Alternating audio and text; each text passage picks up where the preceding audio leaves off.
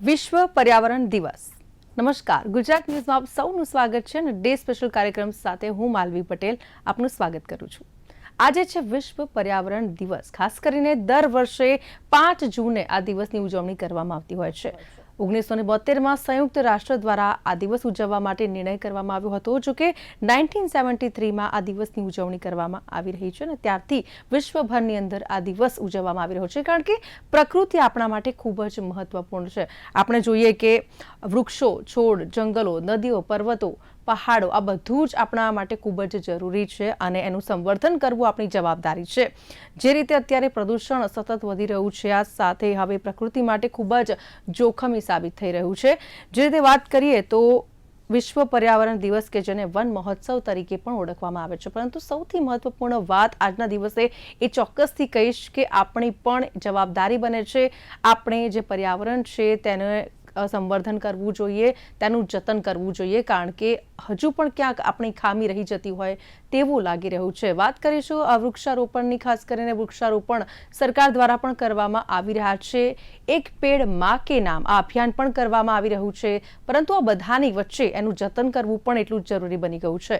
ત્યારે આપ જુઓ કે પ્રદૂષણની વાત હોય, સાથે આપણી જે જવાબદારી છે તે નિભાવવાની વાત હોય, આજે સમગ્ર વિશ્વ છે તે આ દિવસની ઉજવણી તો કરી રહ્યું છે. ત્યારે એક સવાલ ચોક્કસથી થઈ રહ્યો છે કે આ દિવસની આપણે ઉજવણી કરી રહ્યા છીએ, પરંતુ શું આપણે તેનું જતન કરી રહ્યા છીએ? તો આ જ વિષય પર આજની ચર્ચા છે. આજે છે વિશ્વ પર્યાવરણ દિવસ અને આ જ દિવસ માટે ચર્ચા કરવા માટે આપણી સાથે જોડાઈ ચૂક્યા છે ગેસ્ટમાં ધ્રુમા મહેતા, કે જેઓ ઝેડ અર્થના ફાઉન્ડર છે. ધ્રુમાબેન, સ્વાગત છે આપનું ડે સ્પેશિયલ કાર્યક્રમમાં. થેન્ક યુ સો મચ માનવીબેન. સાથે અન્ય ગેસ્ટ પણ જોડાઈ ચૂક્યા છે, મહેશ પંડ્યા, જેઓ એન્વાયરમેન્ટલ એન્જિનિયર છે. મહેશજી, આપનું પણ સ્વાગત છે ડે સ્પેશિયલ કાર્યક્રમમાં. આજે વિશ્વભરની અંદર વિશ્વ પર્યાવરણ દિવસની ઉજવણી કરવામાં આવી રહી છે. આપણે સૌ આ દિવસ મનાવી રહ્યા છે, પરંતુ દર વર્ષે 5 જૂને આ દિવસ મનાવવામાં તો આવે છે, ઉજવીએ છીએ, પણ શું ખરેખર આપણે પર્યાવરણવાદી બન્યા છે ખરી? આ સૌથી પહેલો સવાલ આપને પૂછવા માંગુ છું ધ્રુમાજી, કારણ કે 365 દિવસ આપણે કહેવાય ને કે તૈયાર હોઈએ છીએ, પરંતુ સોશિયલ મીડિયા પર સ્ટેટસ મૂકી દેવા પૂરતો આ દિવસ મર્યાદિત થયો છે, લાગી રહ્યું છે આપને એવું, ધ્રુમાજી? 100% એવું મને લાગે છે, કારણ કે જે કરવાવાળા લોકો છે ને એ એક દિવસ માટે રાહ નહીં જુએ. એ લોકો વર્ષના 365 દિવસ કંઈક ને કંઈક એવું કર્યા કરશે જેનાથી પર્યાવરણ બેટર થઈ શકે, આપણું જીવન બેટર થઈ શકે.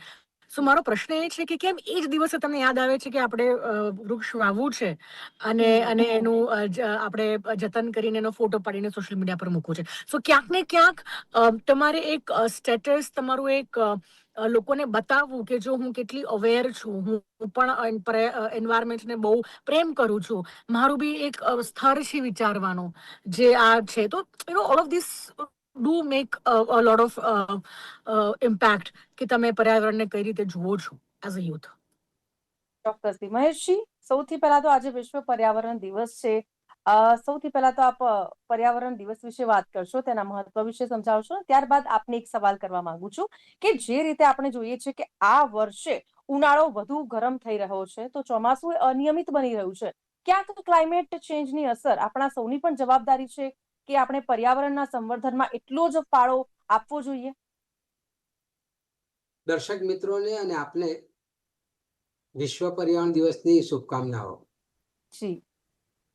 અને સાથે સાથે આપે જે ધ્રુવાબેનને સવાલ કર્યો હતો એ પ્રમાણે એક અપીલ પણ, અને આપે જે વાત કરી તે માલવીબેન કે આજનો દિવસ એ માત્ર સ્ટેટસમાં મૂકવાનો દિવસ ના બની રહે, અને સતત આપણે પર્યાવરણનું જતન કરીએ એવી શુભેચ્છાઓ. આપે જે વાત કરી માલવીબેન કે આજે જે ક્લાઇમેટ ચેન્જની પરિસ્થિતિ ઊભી થઈ છે અને ગરમીને થઈ રહી છે, એટલે પહેલા તો એ સમજીએ કે આ વિશ્વ પર્યાવરણ દિવસ કેમ ઉજવવામાં આવે છે. શરૂઆતમાં તો આપણે વાત કરી જ કરી, પણ 1972માં સ્ટોકહોમ ખાતે પ્રથમ પૃથ્વી પરિષદ મળી અને એમાં ચિંતા શરૂ થઈ, અને પછી 74માં આ દિવસ નક્કી કરવામાં આવ્યો, 5મી જૂન વિશ્વ પર્યાવરણ દિવસ. અને એ પહેલો થીમ પણ એવો જ હતો હમ કે આ ગ્રહ એક જ છે, બીજો કોઈ ગ્રહ નથી. ફક્ત એક પૃથ્વી. જી. યસ, એટલે એક જ પૃથ્વી છે, એનું જતન કરવાનું છે. અને નિયમિત અંતરે પણ યુએનએ વારંવાર આ વાતને યાદ દેવડાવી છે. અને આ 54મો વિશ્વ પર્યાવરણ દિવસ છે. હમ અને આ વખતનો જે એમણે થીમ રાખ્યો છે, જી. ક્લાઇમેટ એક્શન નાવ, આજથી જ ચાલુ કર્યો, અત્યારથી જ ચાલુ થયું. સ્ટેટસમાં મૂકીએ છીએ પણ સારી વસ્તુ છે, બહુ ખરાબ વસ્તુ નથી. જી. એટલે એક તમે જાગૃત છો અને બીજાને જાગૃત કરો છો, એનો એક સંદેશો તો તમે આપો જ છો. પણ માલવી, આજકાલ એક ફેશન થઈ ગઈ છે કે કશું પણ થાય તો ક્લાઇમેટ ચેન્જ. હમ એ વાત ખરી કે દરેક માનવીય પ્રવૃત્તિઓના લીધે ગ્રીન હાઉસ ગેસીસ, એટલે કે સાદી ભાષામાં કહીએ તો ધુમાડાઓ, અને ધુમાડાઓના લીધે આ ગ્લોબલ વોર્મિંગ થયું. અને ગ્લોબલ વોર્મિંગના લીધે આબોહવા પરિવર્તન એટલે જળવાયુ પરિવર્તન અથવા તો ક્લાઇમેટ ચેન્જ એ થયું. એટલે બધું જે કંઈ થાય છે તે તમે ક્લાઇમેટ ચેન્જના નામે કહો, બરાબર નહીં. કારણ કે ગરમી વધવાના કારણો માત્ર ગ્લોબલ વોર્મિંગ નથી. જી. તમે વૃક્ષો કાપ્યા છે, જે વૃક્ષો, તાપમાન તો એટલું જ હતું. કારણ કે એક ઉદાહરણ આપો, મેં 3 વર્ષ પહેલા એક પ્રયોગ કર્યો હતો અને એમાં મેન્યુઅલ થર્મોમીટર લઈને અમદાવાદમાં 5 કિલોમીટરના એરિયામાં ફર્યો હતો. એમાં ઇસ્કોન 4 રસ્તા ઉપર બ્રિજની ઉપર મેં તાપમાન માપ્યું 20મી મે ના રોજ, 4 વર્ષ પહેલા, તો એ 44 ડિગ્રી હતું. પછી અમે એએમએ અને આઈએમ ની વચ્ચે જે ફ્લાયઓવર છે વસ્ત્રાપુરનો, ત્યાં માપ્યું તો 42 ડિગ્રી હતું. પછી ગુજરાત યુનિવર્સિટીમાં ગયા તો 40 હતું. ઇન્કમ ટેક્સ બરાબર ગાંધીના બાવલાની ઉપર ફ્લાયઓવર પર માપ્યું તો 44 હતું. અને વિદ્યાપીઠમાં બાઇબલ ખંડ પાસે ગયા, ગુજરાત વિદ્યાપીઠમાં બરાબર 500 મીટર દૂર, તો 37 ડિગ્રી તાપમાન હતું. એનો મતલબ કે સૂર્યદાદા તો બધે સરખો તપ્યો છે. 1 કલાકની અંદર જ અમે આ ગયા છીએ તો 44 ડિગ્રીથી લઈને તે 37 ડિગ્રી સુધીનો ફરક પડ્યો. હવે આપણે માત્ર ક્લાઇમેટ ચેન્જ નું નામ આપીએ તે ઠીક. તમે ગ્રીનરી ઓછી કરી છે, તમે ઉત્સર્જન કર્યું છે. કારણ કે ઇસ્કોન 4 રસ્તા ઉપર કાચના બિલ્ડિંગો હતા, ઉપરાંત એર કન્ડિશન મશીનના કોમ્પ્રેશનની ગરમ હવાઓ હતી, એના લીધે તાપમાન વધારે દેખાયું. અને એ જ ગુજરાત વિદ્યાપીઠમાં ઉત્સર્જન હતું નહીં અને ગ્રીનરી વધારે પ્રમાણમાં હતી, એના લીધે આટલી બધી ડિગ્રીનો ફરક પડ્યો. એટલે આજે ફેશન થઈ ગઈ છે કશું પણ થાય તો ક્લાઇમેટ ચેન્જ, ગ્લોબલ વોર્મિંગ. હવે તમે નદી પ્રદૂષિત કરી સાબરમતી, તેમાં ક્લાઇમેટ ચેન્જ ક્યાં આવ્યું મને કહો? તમે તળાવોમાં પ્લાસ્ટિક નાખ્યું, તેમાં ક્લાઇમેટ ચેન્જ ક્યાં આવ્યું મને કહો? એટલે માલવી, આ જે મુદ્દો જે છે એ સમજવા જેવો છે કે, અને એટલા માટે થીમ આપ્યો છે ક્લાઇમેટ એક્શન નાઉ. હું શું કરી શકું? જી મહેશજી, એ જ મારો સવાલ છે કે ભારતમાં દરરોજ હજારો ટન પ્લાસ્ટિક કચરો નીકળે છે અને કહેવાય ને કે આ મોડેલને આપણી પણ જવાબદારી છે કે આપણે સફળ બનાવીએ. પરંતુ કઈ રીતે આ શક્ય થઈ શકે છે? કારણ કે આપણે પોતે જ જે નદીઓ છે, જંગલો છે, તેને પ્રદૂષિત કરી રહ્યા છીએ. ખાસ કરીને પ્લાસ્ટિકનો કચરો કે જે કહેવાય ને કે કચરો બનાવવાના બદલે ફરી રિસાયકલ કરવું પડતું હોય છે. તો પ્લાસ્ટિક છે ક્યારે કહેવાય ને કે નષ્ટ થતું નથી, અને એ પ્લાસ્ટિક જયારે નદીમાં ફેંકવામાં આવે છે, રસ્તા પર ફેંકી દેવામાં આવે છે, ત્યારે ચોક્કસથી આ સમસ્યા. હવે આને સફળ કેવી રીતે બનાવી શકાય? એક સામાન્ય નાગરિક તરીકે આપણી શું ફરજ છે? માલવી, આપણા દર્શક મિત્રોને માહિતી મળી રહે એટલા માટે અડધી મિનિટમાં વાત કરે આ મુદ્દે. વિશ્વમાં યુનાઇટેડ નેશન દ્વારા અત્યારે આઈએનસી ચાલે છે, inter governmental negotiation committee. Plastic treaty એટલે ફરજિયાત કરો, એટલે પ્લાસ્ટિક ઓછું કરો ઉત્પાદનમાં અને એનું પોલ્યુશન ઘટાડો. એનો હું સહભાગી થયો છું, 5 મિટિંગમાં ગયો છું, હવે 6ઠ્ઠી મિટિંગ થવાની. પરંતુ વિશ્વના દેશો, તેલ ઉત્પાદક દેશો, એ લોકો આમાં સંમત નથી થતા. કારણ કે ઓઇલ અને ગેસનું જે રો મટીરિયલ ખરું તે એક ક્રૂડ ઓઇલનું પ્લાસ્ટિક છે, એટલે એ સંમત નથી થતા. એટલે આટલા બધી માથાકૂટના અંતે પણ એ ના થયું. એની વાત બાજુ પર મૂકીએ આપણે. કે પ્લાસ્ટિક ટીટી થવી હોય તો થાય, ના થવી હોય તો કઈ નહીં, પણ હું શું કરી શકું? હું કેમ કાગળની થેલી ના વાપરું? હું કેમ કાપડની થેલી ના વાપરું? હું કેમ મારું ડોલચું લઈને ના જવું કશું પ્રવાહી વસ્તુ લેવા માટે? એ તો કરી જ શકું. હવે માનો કે આજકાલ બધું પેકેજિંગમાં મળે છે, એટલે ઘણી વખત એ શક્ય નથી બનતું, સમજ. પણ શાકભાજી તો એવી નથી, માર્કેટમાં જઈએ છીએ ત્યારે જે વેપારીઓ આપે છે એમાં તમે કેમ કાપડની થેલી ના વાપરો? અથવા તો તમે કશું ખરીદવા જાઓ છો, સાડી ખરીદવા ગયા, એ તો પેકિંગમાં નથી આવતી પણ તમને બેગમાં આપે છે, એ વખતે તમે ના પાડી શકો કે ભાઈ પ્લાસ્ટિકની બેગ નથી જોઈતી. અને તમારી બીજી બધી વસ્તુઓ જે છે તે માનો કે તમે આજે માનો કે દરેક ફૂડ પેકેટો સાદી રીતે કુરકુરે કે વેફર્સ કે બધું પ્લાસ્ટિકમાં આવે છે અને તમે ફરવા જઈ રહ્યા છો, તો તમે તમારા એમાં સાધનમાં લઈ લો, તમે વાસણમાં લઈ લો અને પછી એનો યોગ્ય નિકાલ કરો પ્લાસ્ટિકનો. પણ તમે નદી કિનારે બેઠા હો અથવા દરિયાએ બેઠા હોય અને ત્યાં જ તોડીને ફેંકો તમે, એ બરાબર નથી. એટલે પ્લાસ્ટિક ઓછું કરવાનું આપણા હાથમાં છે. સરકારને ધ્રુવાજી, આ સવાલ આપને કરવા માંગુ છું કે સામાન્ય માણસ પોતાના ઘર કે સોસાયટીના સ્તરે જો પર્યાવરણ બચાવવા માટે કોઈ એક પગલું ભરવા ઈચ્છે તો કઈ રીતે પોતાનું યોગદાન આપી શકે છે? કારણ કે આ પણ પર્યાવરણ જતનનો એક ભાગ છે. જે પણ આપણે કહેવાય ને કે પ્લાસ્ટિક જેવી વસ્તુ છે તેનો ઉપયોગ ના કરવો, સાથે અન્ય એવા કયા કામો છે જેનાથી પર્યાવરણનું સંવર્ધન થઈ શકે છે?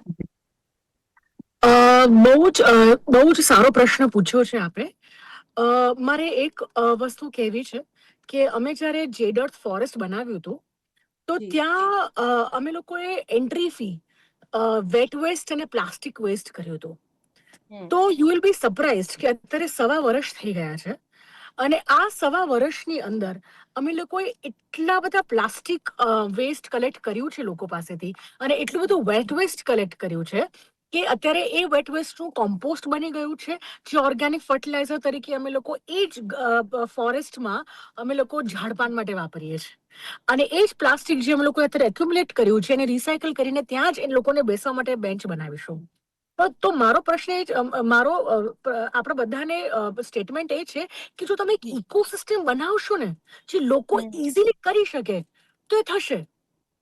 તમે સમજો છો કે લોકોએ શું કરવાનું છે? ખાલી આવતી વખતે એ લોકોના ઘરેથી સૂકો કચરો અને ભીનો કચરો અને પ્લાસ્ટિક લઈને આવવાનું છે, તો એ આવી ગયો છે. શું છે? બહુ તો આપી જ દેવાનું છે ને. તો મને લાગે છે જો આપણા જેટલું જેવી સંસ્થા જો આ કરી શકતી હોય, રાઈટ, તો આઈ થિંક એ જ વસ્તુ ગવર્મેન્ટ પોલિસી લેવલ પર પણ કરી શકે છે, જે ઇઝી હોય, જે બહુ મહેનત ન હોય, બહુ વિચારવાનું ના હોય. બીકોઝ જેટલું ઇઝી રાખશો એટલું એ લોકો ઇમ્પ્લિમેન્ટ ઇઝીલી કરી શકશે. અને એક દાખલો અમે લોકોએ આ જેડર્થ થ્રુ બનાવ્યો છે. અત્યારે એટલું બધું પ્લાસ્ટિક અને વેસ્ટ અમે લોકોએ કલેક્ટ કર્યું છે કે લોકોની આદત બની ગઈ છે, એ લોકોનું હેબિટનો પાર્ટ બની ગઈ છે. તો I think that is something જે આપણે બધા કરી શકીએ છીએ. ધ્રુવાજી, અવેરનેસનો અભાવ છે, આપને શું લાગે છે? કારણ કે ઘણી બધી વાર તંત્ર દ્વારા પણ ટકોર કરવામાં આવે છે કે સૂકો કચરો અને ભીનો કચરો છે તમે અલગ રાખો અને અલગ રીતે આપો, પરંતુ બધું જ મિક્સ કરી દેવામાં આવે છે અને એએમસી ની ગાડીમાં તમે જોશો કે ઘણો બધો કચરો જે મિક્સ થઈને જતો હોય છે. તો ક્યાંક અવેરનેસનો અભાવ છે, આપને એવું લાગે છે કે પછી અવેરનેસનો અભાવ નથી, ઇન્ટેન્ટનો અભાવ છે. તમને ખબર છે પણ તમે એ ઇન્ટેન્ટ સાથે કર્યું છે કે હું આ અલગ ભીનો કચરો અને સૂકો કચરો અલગ કરું? એ ઇન્ટેન્ટ છે કે નહીં? હવે ઘણા લોકો મને એવા પણ મળ્યા છે કે અમે લોકો શું ફાયદો કરીને અમે લોકો અલગ તો કરીએ જ છે, બધું અમે લોકો જોઈએ છે એક જ ગાડીમાં એક જ ખાનામાં જતું રહે છે. સો હવે આ ગેપ ક્યાં છે? લોકોના ઇન્ટેન્ટમાં છે કે લોકોના અવેરનેસ નથી કે પછી આપણું તંત્ર એટલું ઢીલું છે કે આપણે એ વસ્તુને અચીવ નથી કરી શક્યા હજી ગ્રાઉન્ડ લેવલ પર? સરકારે સિંગલ યુઝ પ્લાસ્ટિક છે જેની ઉપર પ્રતિબંધ મૂક્યો છે, પરંતુ તેમ છતાં હવે એનો ઉપયોગ સંપૂર્ણ બંધ નથી જોયો. આપ શાક માર્કેટમાં જશો તો પણ આપને જોવા મળશે કે જે પ્લાસ્ટિકની થેલીઓ છે એ યુઝ કરતા હોય છે. તો આ કાયદાના અમલીકરણમાં ક્યાં કચાશ રહી જાય છે, ક્યાં ખામી રહી જાય છે? એમાં બી હું તમને કહું, કાયદો તો આવ્યો હતો વચમાં, આઈ ફીલ, અને Mahesh sir will be validating it, કે વચમાં હતું કે કોઈએ બી સિંગલ યુઝ પ્લાસ્ટિક નહીં કરવાનું. છતાં બી લોકો કરવામાં આવે છે, તેમ છતાં પરિસ્થિતિ જોવા મળે છે. જી, તો લોકો, મને લાગે છે લોકોના ઇન્ટેન્ટમાં તકલીફ છે માલવીબેન, કે લોકોને ખબર નથી કે એ લોકો જે પ્રદૂષણ કરી રહ્યા છે એનું આઉટકમ શું છે. People are not literate about it. They may be aware about it કે એને ખબર છે કે ભાઈ આ પ્રદૂષણ છે, but they are not literate enough to understand કે તમે આ વસ્તુ કરી રહ્યા છો તો એનું આઉટકમ શું છે અને કેટલું ગ્રેવ છે. તો એ ગેપ પણ જો આપણે કદાચ ફીલ કરીશું તો કદાચ, કારણ કે eventually it all comes down to લોકો શું કરી રહ્યા છે, લોકોની ચોઇસીસ શું છે. જેટલી ડિમાન્ડ જો એ વસ્તુની વધશે એનો સપ્લાય બી વધવો જ પડશે ઇવેન્ચ્યુઅલી. કરેક્ટ. તો this is also very demand and supply ના ગ્રાઉન્ડ પર બધું થઈ રહ્યું છે. તો એક જણને બ્લેમ કરવાથી આનો ઉપાય નહીં આવે. Everybody has to coherently work with each other, જેથી કરીને સિસ્ટમ ઇઝી થઈ શકે, લોકોનો ઇન્ટેન્ટ બેટર થઈ શકે, લોકોની સમજણ બેટર થઈ શકે. And it cannot happen overnight. It has to be a long process, but that long process needs the action now. જેમ મહેશ સરે કીધું. ઓકે, મહેશજી, ભારત જેવા વિકાસશીલ દેશની આ પરિસ્થિતિ છે, ખાસ કરીને પર્યાવરણના કાયદાઓનું પાલન કરાવવામાં મોટા પડકારો નડી રહ્યા છે. ઇન્ટેન્શન અને પોલિટિકલ વિલ જોઈએ. જી. કાયદાઓ તો બહુ કડક છે, સ્ટ્રીમ છે, પરંતુ વિલિંગનેસ જે હોવી જોઈએ, ઈચ્છા વૃત્તિ, એ નથી. જી. મારે બહુ દુઃખ સાથે કહેવું પડે કે આટલા બધા કાયદાઓ થયા પછી પણ પ્રદૂષણ કરતા એક પણ વ્યક્તિને, ઔદ્યોગિક પ્રદૂષણ કરતા 1 કલાકની પણ સજા નથી થઈ. અને તાજેતરમાં એક એમેન્ડમેન્ટ આવ્યું કે એમને ક્રિમિનલ ના ગણો, ડિક્રિમિનલાઇઝ કરો. અને પેનલ્ટી શબ્દ નહીં, પણ એન્વાયરમેન્ટલ ડેમેજ કોમ્પેન્સેશન એવો શબ્દ વાપર્યો. એટલે ભારત પહેલો એવો દેશ છે કે જેની પાસે સ્વતંત્ર વન અને પર્યાવરણ મંત્રાલય છે. બિલકુલ. આજે એન્વાયરમેન્ટલ પ્રોટેક્શન એજન્સી અમેરિકામાં છે, પણ હ્યુમન ડેવલપમેન્ટની અંડરમાં છે. જ્યારે ભારતે 1986માં સ્વતંત્ર રીતે આ પર્યાવરણ મંત્રાલય શરૂ કર્યું છે. પરંતુ બીજો મુદ્દો એ પણ છે કે લોકોની જાગૃતિ નથી. લોક જાગૃતિ થાય, સોશિયલ ઓડિટ થાય, જનતા રેડ પડે, તો આ કાયદાઓનું પાલન થાય. અને એટલા માટે માલવી સુપ્રીમ કોર્ટના મોટાભાગના ચુકાદાઓમાં એમ કહેવાયું છે, મોટાભાગના MC Mehta versus union of ઇન્ડિયાના બહુ જ ચુકાદાઓ છે, એવું છે કે અમે ગમે તેવું વર્ડિક્ટ આપીશું, પણ જ્યાં સુધી લોક ચળવળ, લોક ઊભી નહીં થાય ત્યાં સુધી આનું અમલીકરણ નહીં થાય. અને એટલા માટે લોકોએ જાગૃતિ લાવવી પડે. આ ભારત લોકશાહી દેશ છે. આપણે મુદ્દાને અવગણીએ છીએ. સાબરમતી બીજા નંબરની પ્રદૂષિત નદી છે, પણ આપણે રિવરફ્રન્ટ જોઈને ખુશ થઈ જઈએ છીએ. આપણે આપણા સ્વાસ્થ્ય ઉપર જે અસર થાય છે, આરોગ્ય ઉપર, એ તમે જુઓ કોરોનામાં પણ. એટલે કોરોનામાં પણ કેમ મર્યા? કારણ કે તમારા ફેફસા નબળા પડ્યા હતા. અને નબળા ફેફસા હતા એટલા માટે કોરોનાનો એટેક વધારે થયો. એટલે અર્બનમાં વધારે લોકો મળ્યા, રૂરલમાં ઓછા મળ્યા. કારણ કે રૂરલમાં જે રહેતા હતા ગ્રામ્ય વિસ્તારમાં, એના ફેફસા નબળા નહોતા. એટલે લોક જાગૃતિ, લોક ઝુંબેશ નહીં થાય. અને એટલા માટે સુપ્રીમ કોર્ટે એ પણ કહ્યું કે આના માટે શરૂથી શિક્ષણ આપો.